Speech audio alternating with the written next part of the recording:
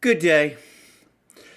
Perhaps unsurprisingly, information is now starting to circulate across Europe that the pandemic, even if it has been a disaster for some people, has been a massive benefit to some. Specifically, there is increasing evidence that some people have used the pandemic in order to profiteer and enrich themselves. There's been quite a lot of discussion about this in Britain, with a kind of micro scandal happening in Britain over the last few weeks, with revelations that people well connected to the Conservative government have been able to obtain contracts to provide various services and materials required by the government to handle the pandemic, even though in many cases they were not the obvious or logical people to do these things. I say a micro scandal, not because the issue itself is not serious enough, but because there in Britain we have by now become extremely accustomed to this sort of thing. I remember that it really began to take off in a serious way during John Major's administration, and under Tony Blair's new Labour government it got worse. Nothing seems to have improved, and by now British people generally have become hardened to the reality that when a disaster of this kind strikes, some degree of profiteering by some people is inevitable.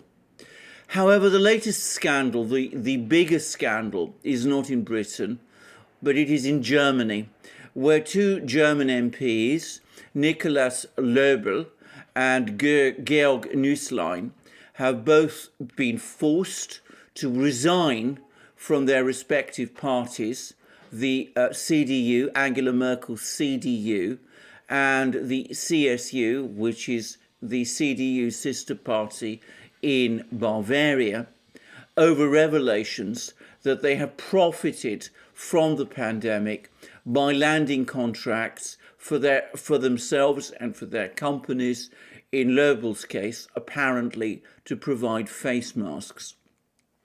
Löbel has not only resigned from the CDU, he has also resigned as a MP, a member of Parliament to the German Parliament, the Bundestag. Nüßlein, by contrast, though he has resigned from the CSU, is saying that he will hold on to his position in the Bundestag until the September general election. This scandal is much more shocking in Germany because the Germans, for a long time, have become accustomed to believing in the honesty of their political elite. I've always myself found that surprising, and I have to say that I bring to it a high measure of skepticism, given the fact that Germany has in fact had its share of scandals over the last few years, and that these scandals almost inevitably must involve at some level members of the political elite. There was the Wirecard scandal, which hit Germany in 2019 and which rumbles on, as it turned out that the attempt by Germany to set up a tech company in rivalry to those in Silicon Valley had opened the way to what was essentially a gigantic Ponzi company and financial fraud. And before that, we had, of course, the Volkswagen emission scandal, which continues to rumble on, with prosecutions apparently still happening. If you go back even further, you will see that Germany some years ago also had a scandal involving labor unions, when it turned out that senior members in labor unions had accepted favors from the managements of various companies, including, by the way, Volkswagen. These favors, including apparently sexual favors from paid sex workers. So Germany has had its fair share of scandals, and yet the belief amongst Germans that their political system and their government is somehow honest, and more honest than governments and political elites elsewhere, still to a remarkable extent prevails.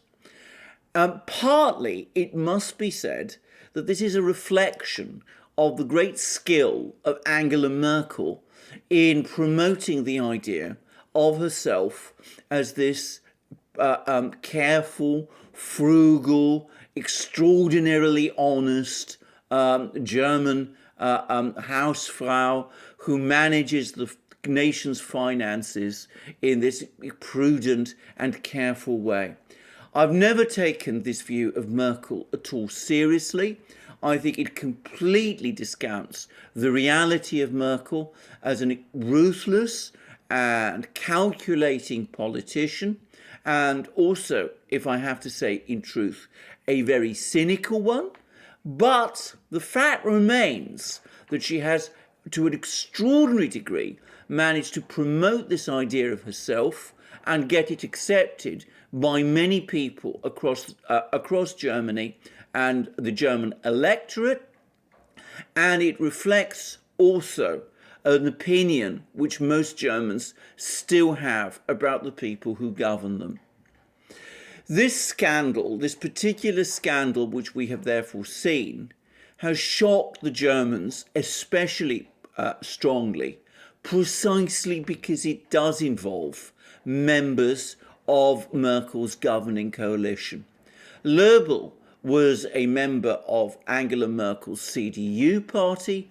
Neusland was a member of the CSU, which is, of course, the sister party to the CDU in Bavaria. Moreover, there are rumours that many more MPs and officials, including conceivably even members of the government, have also abused their positions in similar ways. So we shall see to what extent this plays out.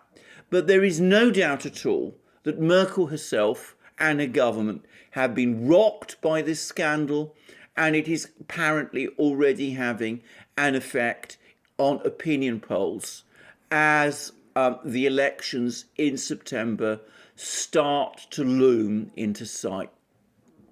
These elections will, of course, be the first elections for many years in which Angela Merkel will not be leading the CDU and won't be its Chancellor designate. The new person who's due to take over, Armin Laschet, has not yet established himself in the German popular imagination as the CDU's leader and as its Chancellor to be. So there is already a certain nervousness across the political system in Germany as this difficult transition is starting to approach. Beyond this, there is the fact that despite many claims there have been of a revival in support for the CDU and for Angela Merkel personally as a result of the pandemic, the reality is that the CDU has fallen back significantly in support over the last few years. Latest opinion polls put its support at about 30%. That may seem high by comparison with the other parties, the two other rival parties, which are polling around 17% each, challenging the CDU, but aiming for second or third place. The SPD and the Greens are each polling around 17%, giving the CDU a 13% lead over both of them. However, in reality, and in the context of German political history, 30% for the CDU is an extremely low margin. The fact is that the two traditional main party blocs, the CDU-CSU in Germany and the SPD on the left, have both lost considerable support in recent years as they have pursued politics from the centre and have therefore lost support on the right to the AfD in the case of the CDU and CSU, and on the left to the Green Party and Die Linke, the left-wing party, in the case of the SPD. The result is that the centre, though under Merkel, it has governed Germany and seems set to continue doing so, has been growing steadily weaker. At the moment, the AfD is in eclipse, and it is being the target of a sustained campaign of vilification and surveillance by the various organs of the German state. And yet, even now, in its currently weakened position, it is still drawing substantial support away from the CDU-CSU. As for Die Linke, it continues to poll around 9% and can perhaps even aim to gain more if the rival party to the left, the Greens, falls back, as they are likely to do if they do indeed enter into a coalition with the CDU-CSU under Armin Laschet in September, as many people anticipate. So the reality of German politics is of a centre that continues to hold power, but which is continuing to grow steadily weaker as German voters gradually migrate to the left and to the right. At the same time, the long history of Merkelism, of government in Germany from the centre, is inevitably creating complacency and stagnation at that very centre, which she embodies and which remains, for the moment, to all appearances, securely in power.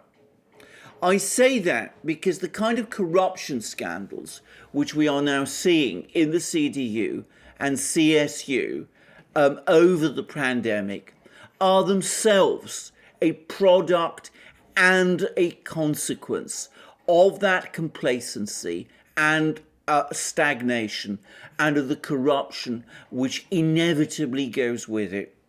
The longer a party stays in power, the less discipline its members have, as they feel that whatever they do, there will be no political accounting for it.